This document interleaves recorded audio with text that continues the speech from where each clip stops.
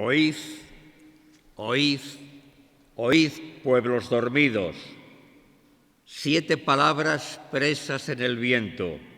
7 corceles de dolor huidos. Oíd la voz humana, casi aliento, de los labios más altos desprendidos de tanta sed y tanto rendimiento. Oíd, oíd, oíd, pueblos dormidos, 7 palabras presas en el viento, aprestad a su luz vuestros oídos. Estos 9 versos que escribió el poeta Félix Antonio González fueron leídos por el pregonero Justo García Sanz y por primera vez recorriendo el casco urbano de nuestra ciudad para anunciar el gran acto penitencial que al mediodía de la Cruz tendría lugar en la Plaza Mayor de Valladolid.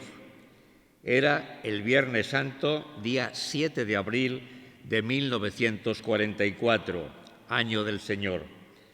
La comitiva se puso en marcha a las 10:15 de la mañana desde la iglesia de Santiago, ya por entonces sede de la cofradía, para anunciar por las calles el sermón. Por cierto, Félix Antonio González fue también el autor de la coletilla final, que se mantiene desde entonces y hasta nuestros días,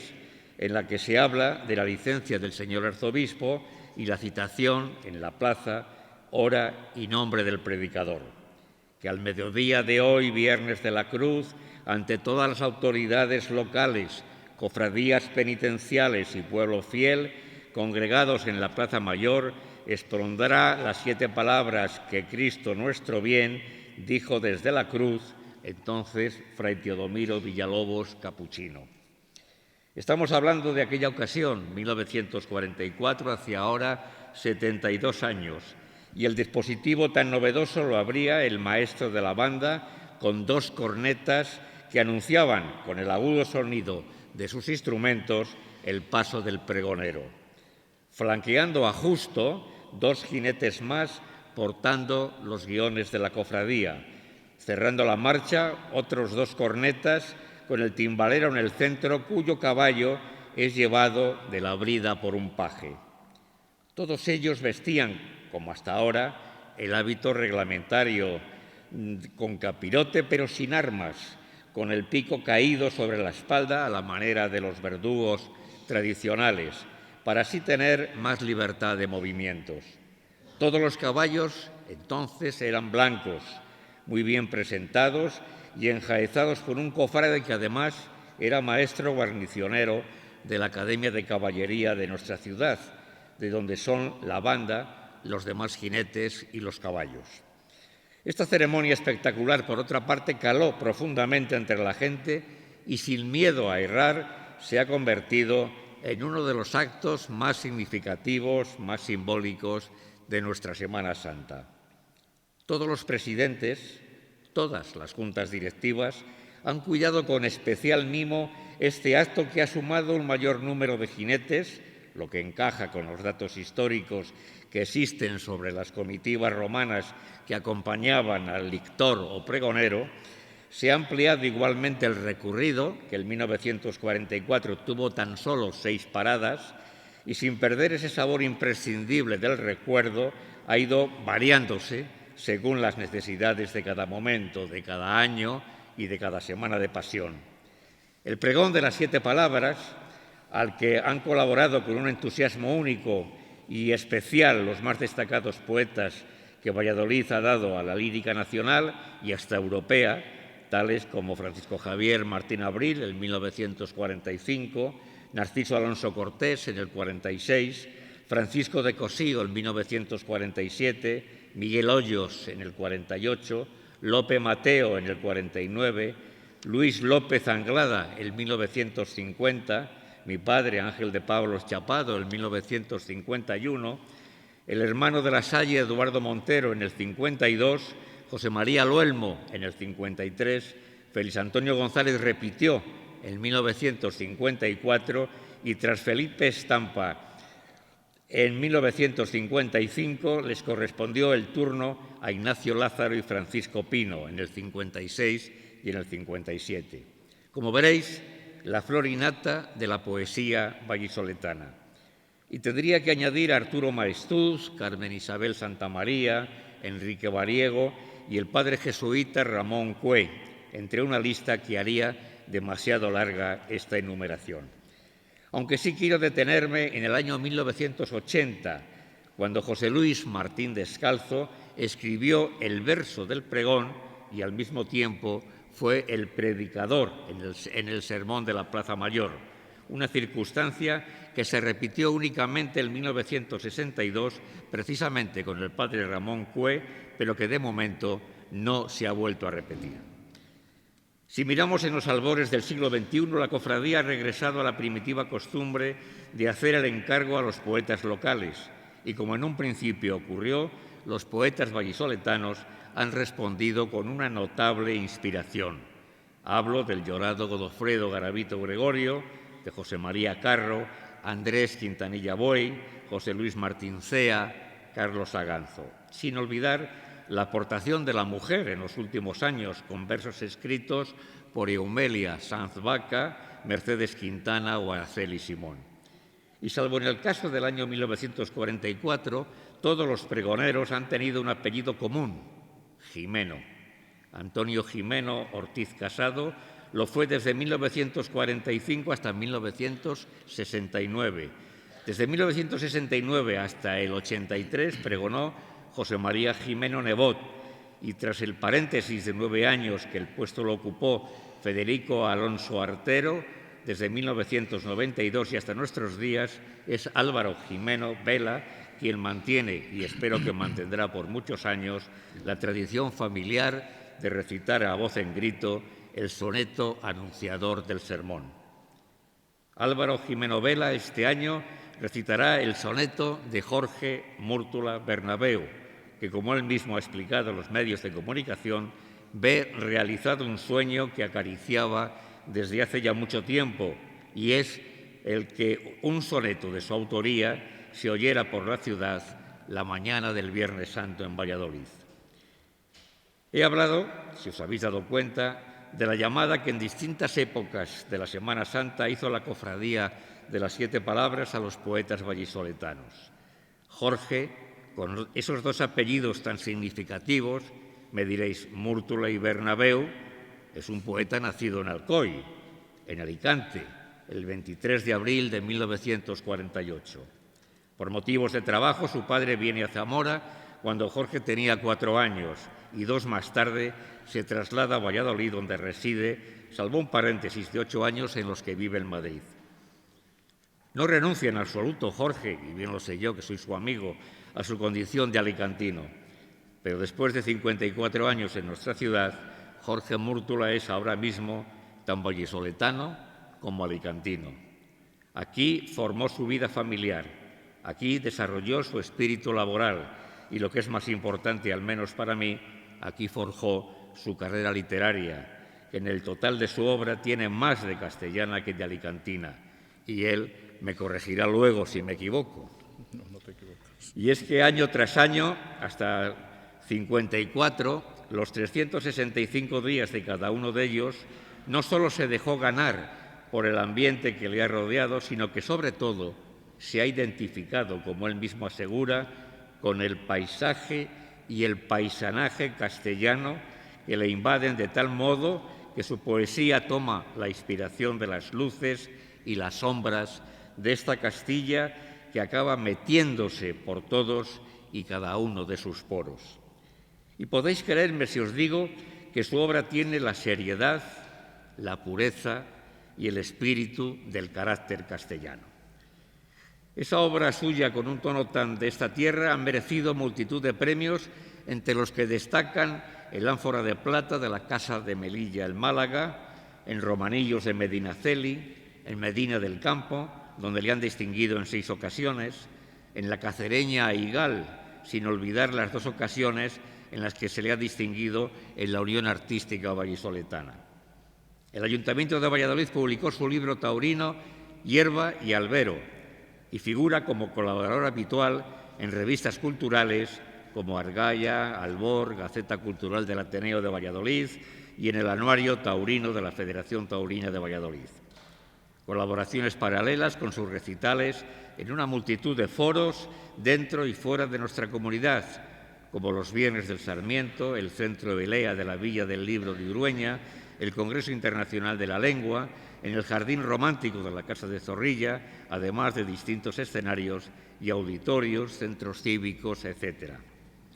Jorge Múrtola Bernabeu, capaz de mezclar los aires mediterráneos de su Alcoy natal con el espíritu austero, sobrio y riguroso de su Valladolid residencial,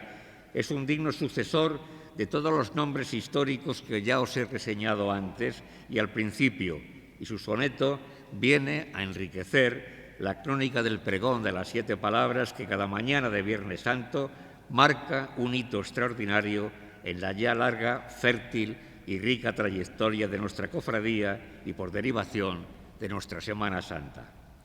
Yo podría aquí acabar leyendo a ustedes el soneto de este año, porque tuve la fortuna inmensa de conocerlo apenas había salido del horno creador. Podría acabar así,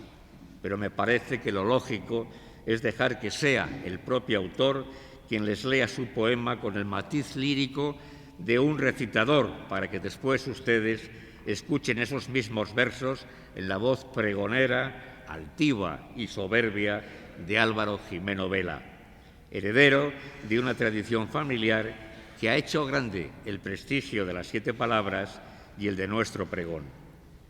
Como ayudará a engrandecer el renombre y la reputación de nuestra cofradía, los 14 versos que Jorge nos deja para la mañana del Viernes de la Cruz y para la historia de un pregón que alarga su condición lírica, servida por los nombres inmortales de quienes nos han dejado una muestra de su inmenso valor literario.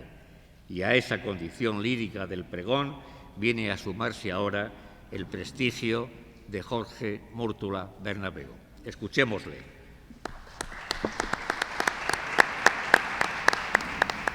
Es un honor y un orgullo para mí estar hoy aquí ante todos ustedes por un motivo tan especial como este, cual es la presentación del soneto que se escuchará en toda nuestra ciudad la mañana del Viernes Santo de la Semana Santa de este año 2016 y que será el pregón anunciador del Sermón de las 7 palabras que en esa misma mañana, al filo del mediodía, pronunciará en la Plaza Mayor, en presencia del paso de Jesús entre los 2 ladrones, que es el Cristo de las Mercedes, de Pompeo Leoni, talla titular de la cofradía, Fray Luis Miguel García Palacios de la Orden de Predicadores, que en este año celebra su 800 aniversario de la fundación hecha por Santo Domingo de Guzmán. Yo nací en Alcoy, provincia de Alicante,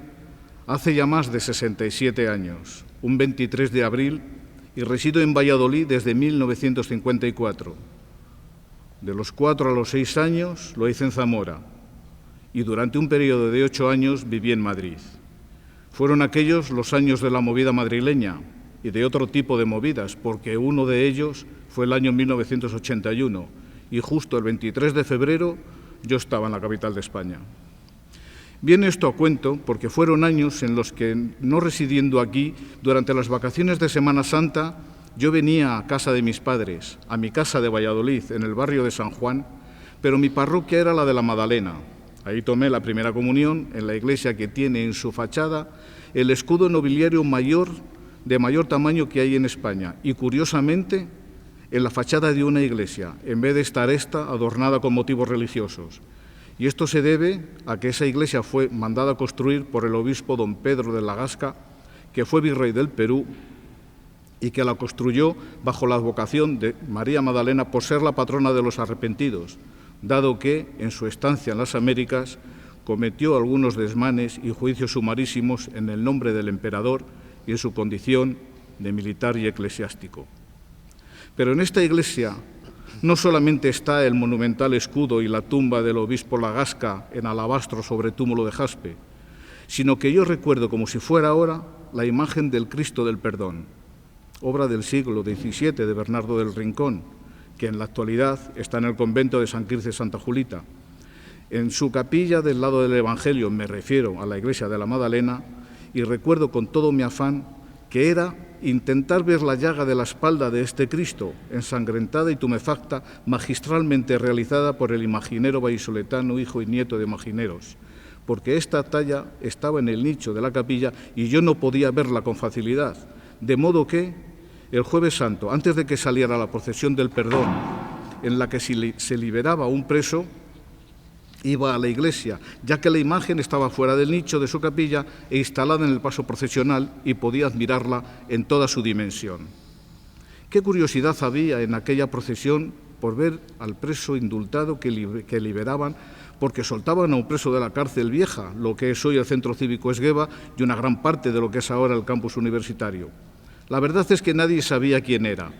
porque salía vestido con el hábito de la cofradía y con el capuchón cubriéndole su cabeza, pero sin capirote. Y se oían todo tipo de comentarios, que si era fulanito que había robado no sé cuánto a una pobre señora que vivía sola, o si era menganito que había matado a no sé quién y hacía por lo menos 15 o 20 años, o si perentanito, que al parecer no era el culpable de lo que se le acusaba,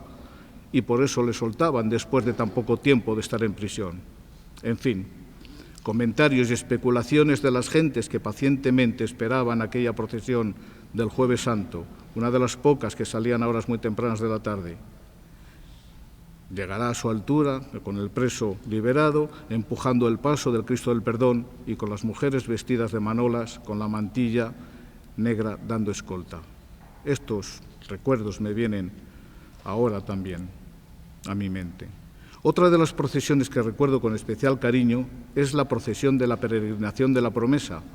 que sale desde su sede en el convento de Santa Isabel y recoge en la iglesia de la Veracruz a su Cristo titular, a nuestro Padre Jesús atado a la columna, la de los Luises de toda la vida, que hace ya unos cuantos años yo veía desde el mirador de mi casa de la calle de Renedo y la veía cuando regresaba, después del acto de renovación de la promesa, ante la puerta de la iglesia de la Pilarica. Renovación que consiste en prometer guardar silencio por parte de toda la cofradía durante el desarrollo de todo el Viernes Santo en los actos procesionales del día. Y yo no me acostaba hasta ver pasar por debajo de ese mirador del comedor de mi casa el regreso a su iglesia, al Cristo atado a la columna, la talla tan maravillosa, equilibrada y bella que la gubia de Gregorio Fernández, acariciando la madera, esculpió y que junto con el Cristo yacente, a mi parecer, las dos más perfectas obras de figuras de Cristo en madera policromada y, por supuesto, de toda la obra del escultor. Viene a mi memoria también aquellas Semanas Santas de cuando tenía más o menos 7 años de edad, en la que todavía llevábamos pantalones cortos, eso sí, muy discretos, por encima de la rodilla y con la cintura bien subida, justo por debajo de las costillas flotantes. Camisa blanca, corbatita de goma con el nudo hecho y americana justita o jersey de 8, calcetines blancos y zapatos marrones de cordones, y abrigo si hacía frío, que era casi todos los años.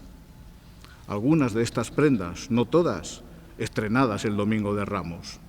para ir a ver las procesiones con mis padres, todas las procesiones, porque éramos de fuera, veníamos de Alcoy, de una tierra donde la Semana Santa se celebra muy discretamente. Allí tenemos los moros y cristianos, que es una cosa totalmente distinta. Y se nos llenaban los ojos de imágenes de Cristos y vírgenes y de sayones con gestos grotescos que yo no acababa de comprender, porque los Cristos eran como yo sabía que tenían que ser. Y sin embargo, los judíos, en Zamora se les llama judíos, a quienes flagelaban a Jesús, iban vestidos con ropas que nada tenían que ver con las ropas que llevaban los de las películas de romanos que yo recuerdo, como la túnica sagrada o Rey de Reyes y más tarde Ben-Hur. Poco a poco fui entendiendo que los imagineros, salvo en algunos casos, revestían a los verdugos de Jesús como los soldados y truhanes de su propia época y caras y gestos de presidiarios y condenados, muchos de ellos con fisonomías y rasgos característicos de gentes provenientes del reino de Judea. Pero esto lo hacían los escultores y los imagineros del Renacimiento. Todas las procesiones están en mi recuerdo. Este año, después de muchos, de no poder haber visto la mayoría de ellas, espero ver todas las que me sea posible. He vivido muchas Semanas Santas en Valladolid, 67 años dan para mucho, pero seguro que algo se me queda en el tintero, porque en el fondo del mismo parte de la tinta está seca. Pero recuerdo con especial cariño aquellas 3 o 4 en las que para ver la procesión del viernes iba con mi padre, cargados los dos, con un par de sillas él y otra yo, y unos cuantos metros de cuerda, para ya colocadas, atarlas en el sitio elegido, en la calle del Duque de la Victoria, frente al Banco Castellano, que entonces era el Banco Castellano, hoy es el BBVA, que era el sitio que más nos gustaba. Y allí nos quedábamos con nuestros bocadillos de tortilla francesa envueltos en papel de periódico, sentados en una silla cada uno, ya unidas por una cuerda, haciendo bloque y marcando la separación con otros grupos de sillas de otras personas, esperando a que llegara mi madre después de comer con la merienda para la tarde. Desde luego no éramos los únicos que estábamos de guardia, había mucha gente en nuestra misma situación y al final, cuando otros chicos y chicas y yo nos habíamos comido nuestros respectivos bocadillos, bebido el agua de nuestras cantimploras y algún bolinche que otro, nos poníamos a jugar en medio de la calle. Y qué gozada poder jugar en medio de una calle sin coches ni autobuses, jugando a pillarnos unos a otros, eso sí, sin alejarnos demasiado de nuestros sitios reservados para el gran momento de la procesión y, mientras tanto, comer pipas y barquillos. Pero ya sentados en la primera fila, para ver pasar a la procesión, primera fila que al final no era tal, sino que era la primerísima fila y el bordillo de la acera, porque siempre aparecía alguna persona mayor y mi madre no tenía ningún reparo en decir: anda, Jorge, levántate de la silla y déjasela a la señora Petra, que la pobre está muy mayor y se cansa mucho de estar tanto rato de pie. Y claro está, Jorge al bordillo, a ver la procesión desde el suelo, con una pasada por la cara de vez en cuando de las capas de los cofrades, alguna gota de cera derretida y también alguna vez poner cáscaras de pipas en la cola de algún cofrade del Santo Entierro. Mi consuelo era ver que en otras zonas de la calle había otros chicos y chicas en la misma situación que yo y que no era el único que tenía asiento de piedra a nivel de suelo. Cuando llegaba la procesión a nuestra altura ya era de noche y yo y muchos chicos más que por allí estábamos ya habíamos merendado nuestro pan con chocolate de acer, aquel de la llave, porque el Viernes Santo no se podía comer ni chorizo, ni jamón, ni filete. Bueno, la verdad es que la mayoría de los días, aunque no fueran Viernes Santo, tampoco. En fin, eran otros tiempos. Fui haciéndome mayor y los días de la Semana Santa iban cambiando de sentido en varios aspectos. Por ejemplo, empecé a hacer las visitas a los monumentos ya sin mis padres. Las hacía con mi pandilla de amigos. Y eso de recorrer las 7 estaciones para mí tenía un algo de misterio y un algo de ritual, y la procesión del viernes ya la veía con otros ojos, aunque la verdad me atraía más la plástica que la mística.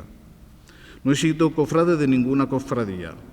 pero sí que de haberlo sido me hubiera gustado ser de esta, de la cofradía de las 7 palabras. No me pregunten el por qué, no es oportunismo ni peloteo, pero siempre lo pensé así, quizá por la vistosidad del hábito, por lo del pregón a caballo, quizá o puede que precisamente por eso, porque son las 7 últimas palabras de Cristo. No lo sé, pero es así, aunque siga sin ser cofrade. Me gusta y me atrae la Semana Santa de Valladolid, y a decir verdad, la de toda España, aunque he visto muy pocas en vivo y en directo, pero algunas, como la de Zamora y la de Medina del Campo, las he visto en repetidas ocasiones. En cada lugar, a sus habitantes les gusta lo suyo, pero a decir verdad, visto desde fuera, hay algunas celebraciones que, aunque tradicionales y apasionadas, se me han hecho un poco pesadas. Pero reconozco que lo de cada uno es lo de cada uno y, sobre todo, hay que respetarlo. Hay procesiones y actos en las diferentes Semanas Santas de nuestro país con connotaciones de disciplina unas, de manifestación artística otras, de sentido que a veces raya en lo exagerado, algunas con mortificaciones en el propio cuerpo de los penitentes que a ojos de quienes no son capaces de interiorizar esa pasión puede que lo consideren excesivo. Pero lo que todas ellas tienen a buen seguro es que proceden del pueblo, que surgen del pueblo, que son del pueblo y, por lo tanto, son manifestaciones populares a la vez que culturales, todas ellas sin excepción, independientemente del valor histórico, artístico o emocional que tengan. La Procesión General de Valladolid es un auténtico museo en la calle, con toda la majestuosidad y con toda la brillantez y a la vez con toda la austeridad del carácter castellano por excelencia. Tenemos mucha suerte los vecinos de Valladolid por poseer tan maravillosa representación del tiempo de pasión de Jesús y de forma muy directa ha sido decisivo para mí a la hora de escribir poemas de carácter religioso, porque aun en el caso de no ser poemas dedicados a algo concreto, me rodeaba un halo de memoria y de atracción, podía llamarlo musa, que me ayudaba y me ayuda a escribir los versos. No es el caso de los 7 sonetos que tengo escritos a cada una de las palabras de Cristo en la cruz, que son específicos y que, esperando no cansarles, me voy a permitir leerlos y que, desde luego, están inspirados en las 7 palabras de Cristo en la cruz. Soportando el dolor al ser clavado en el madero, y mientras Caifás decía, desclávate y desciende para que nosotros podamos creer, la primera palabra de Jesús fue, Padre, perdónales porque no saben lo que hacen. Es el rayo divino de una herida, el que irradia la luz para el perdón, el que hace que hable el corazón cuando ya se ha perdido la partida, cuando toda la sangre está vertida y cada frase es una oración, por cuantos han urdido la traición y han hecho que se agonice así una vida. Una luz que se ilumina y no se ve, alumbrando el sendero de la muerte, que deja ver amor y que hace fuerte el suplicio de un hijo y su porqué de culpa, de dolor y suerte, indicando el camino hacia Yahvé. Clavado en la cruz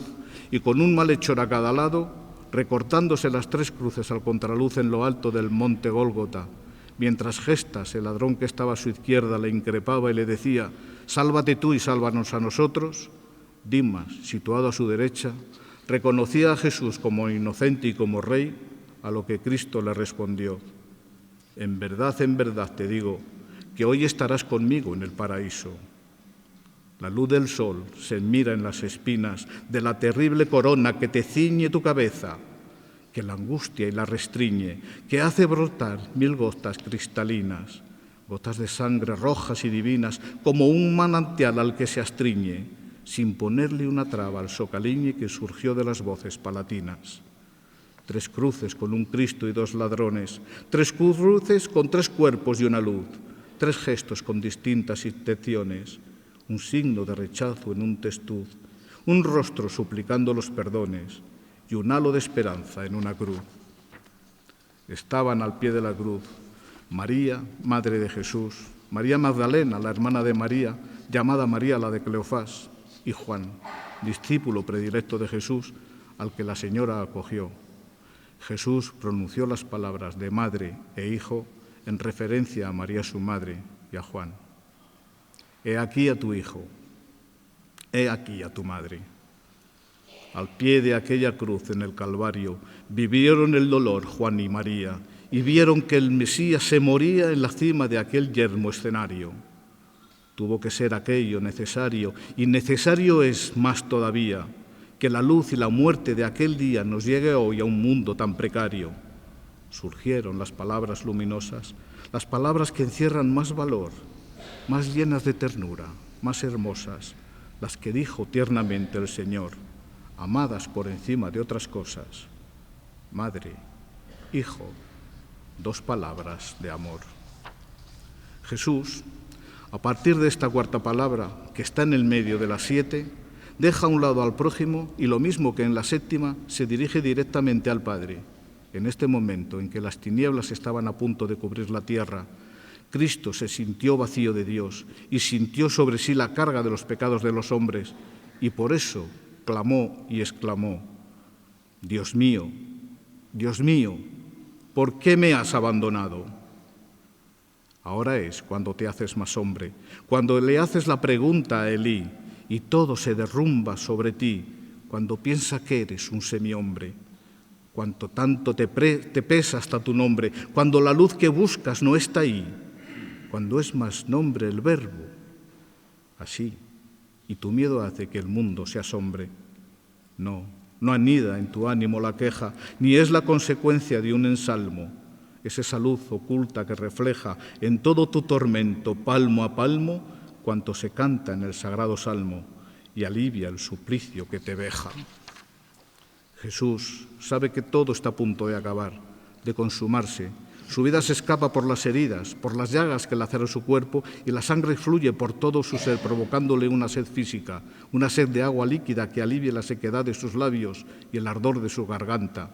Pero asimismo nos dice en esta palabra que también tiene necesidad de calmar la sed de Dios, que en unos momentos antes, en su anterior palabra, nos dio a entender que sufría esa carencia. Tengo sed. El sol abrasador de aquella tarde azota más tu cuerpo maltratado. Apenas ya con vida y desangrado, con la boca tan seca que te arde.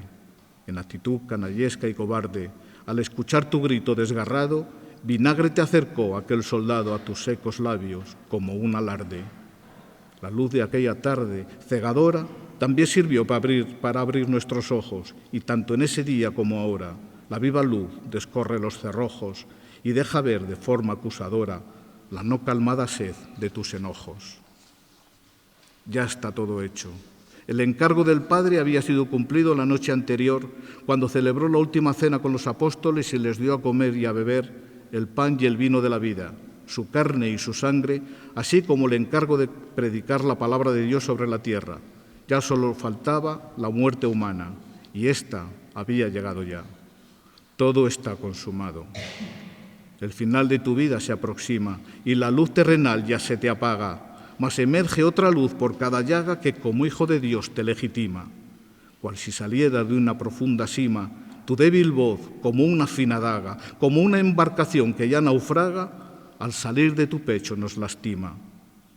A todo pones fin con tu palabra. Esta sexta razón que nos indicas, deja que nuestro entendimiento se abra y comprenda que así te significas, que tu ida en el viento se labra y con tu adiós todo lo purificas. La hora suma, la hora final, la hora en que el cielo se abre y el día se hace noche y las únicas luces son las de los rayos y relámpagos de ese cielo abierto y desgarrado, Jesús lanza un grito llamando al Padre y le dice de forma ya más calmada que la vida está entregada y ahora lo que le entrega es su alma, su espíritu, su todo. Padre, en tus manos encomiendo mi espíritu. Con el último aliento de tu boca, al entregar tu espíritu calmado, aquel cielo que estaba iluminado se vuelve tenebroso y se disloca en un cielo brutal de furia loca, en un cielo dolido y desgajado, como señal de que todo ha acabado y una nueva esperanza se convoca. El símbolo de aquella entrega tuya nos tiene que hacer la luz que arrojas y tu llamada al Padre constituya lo que alivia al final nuestras congojas, que el temor al abismo se diluya y que puedas ser tú quien nos acojas. Yo no he hecho más que plasmar en unos humildes versos y de forma muy resumida lo que he entendido que Jesús quiso decir en aquella jornada triste y alegre a la vez de su pasión y de sus días después de resurrección. Considero que como agradecimiento, debo decir que en estos últimos días, a raíz de la publicación de la nota de prensa anunciando mi soneto, pues tengo que agradecer a todas aquellas personas que me han llamado, me han mandado correos, me han mandado WhatsApp, pues sobre todo a las personas de mi barrio que me han parado y me han felicitado. Y finalizo esta intervención agradeciendo, por supuesto, su asistencia y su atención, dando las gracias a todos los miembros de la cofradía con su alcalde, presidente a la cabeza, al párroco de esta iglesia que nos permite hacer estos eventos y deseando que podamos celebrar una Semana Santa tanto de recogimiento como litúrgica y artísticamente hablando espléndida. Hagamos pues ruegos para que la meteorología nos lo permita. Este año nos toca. Muchas gracias. Voy a dar lectura y posteriormente entrega al pregonero de la cofradía Álvaro Jimeno Vela, que montando en la yegua Naomí, supongo que por el parecido del color con la modelo, pues es de capa castaño oscuro, el soneto titulado Acudid, que es una llamada a las gentes de la ciudad y de quienes lo escucharemos para que con las almas abiertas y los oídos atentos asimilemos lo que en el sermón se nos dirá. Abrid vuestras ventanas y balcones, ciudadanos, vecinos de esta villa, que entre en vuestras almas la semilla y crezca así en vuestros corazones el árbol de la vida y los perdones. Que cada casa sea una capilla en esta ciudad, centro de Castilla, donde hoy, entre cruces y guiones, al filo de que cumpla la mañana, una voz alzará los cuatro vientos, como un manantial que fluye y mana, las palabras de Cristo, sus lamentos, vayamos a la plaza castellana a compartir con él sus sufrimientos.